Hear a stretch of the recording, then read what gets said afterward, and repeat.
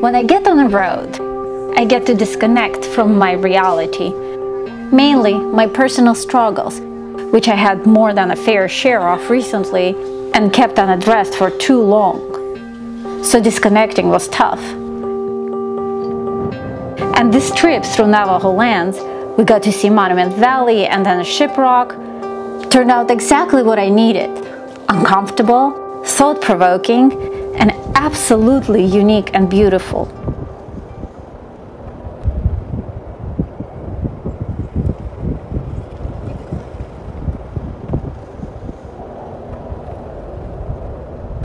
This is freaking gorgeous. This is what you see here from the visitor center.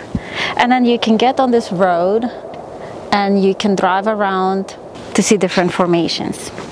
By the way, shout out to my geography teacher. The way these formations are formed.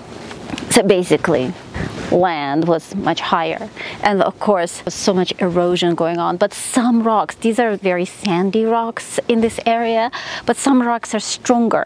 So when everything else was coming down, these rocks basically stayed and kept these formations. I'm pretty sure eventually gonna collapse too, but for now they're standing and they're freaking magnificent.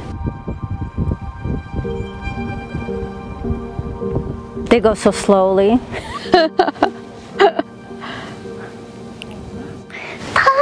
tiny people in tiny, tiny cars.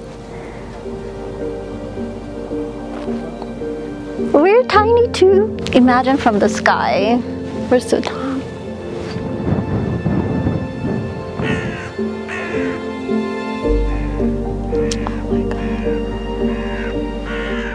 My lips are killing me. It's so dry. I don't even go to the restroom. I drink water and I don't go. And if I go, it's a little bit. Sorry.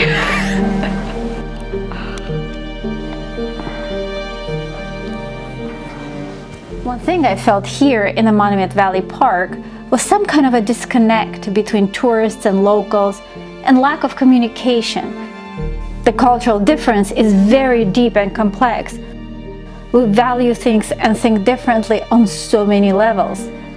And it feels like one side doesn't care much to share, and maybe partially because the other side doesn't ask to learn. So both miss out. We want to kind of explore more, get some cultural understanding, try different foods and stuff like that. Where should we go? You can try Kienta. Okay, and anything favorites over there in Kienta?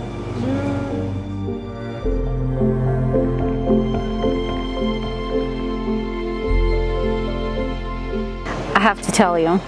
So I texted my son a picture of the Monument Valley and he says, this looks like a corrupted file that resulted in this. And I'm like, damn, that's Gen Z.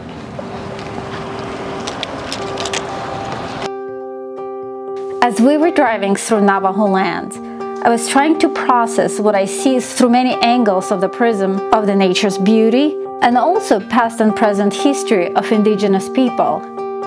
And it's really as complex as the history of humankind. It takes so much trial and error for us to restore what's destroyed and to grow.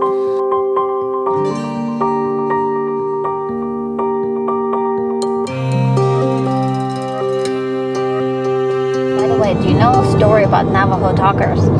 They basically, during World War II, created a language to communicate for the tactics of war purposes, because they used one of the native languages during World War I. After that, Japanese and many different nations started learning those languages, and then when World War II happened, the United States didn't want to use the same one because that they thought this can be cracked.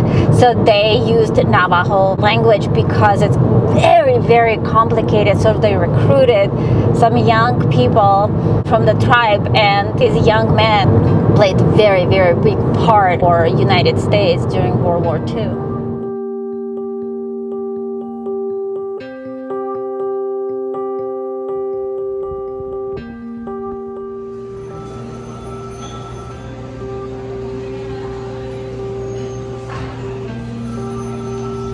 maybe Navajo taco? That has meat. Is there like just fry bread? Yeah, we have this fried bread.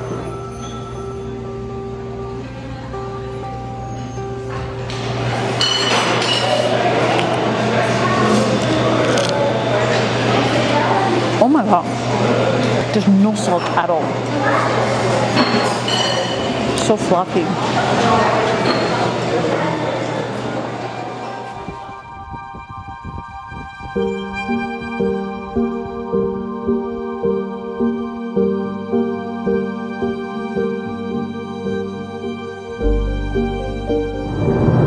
So basically, American government, they collected Native Americans, they put restrictions in what lands where they can be. They gave them flour, water, and oil, and that's how fried bread basically came about.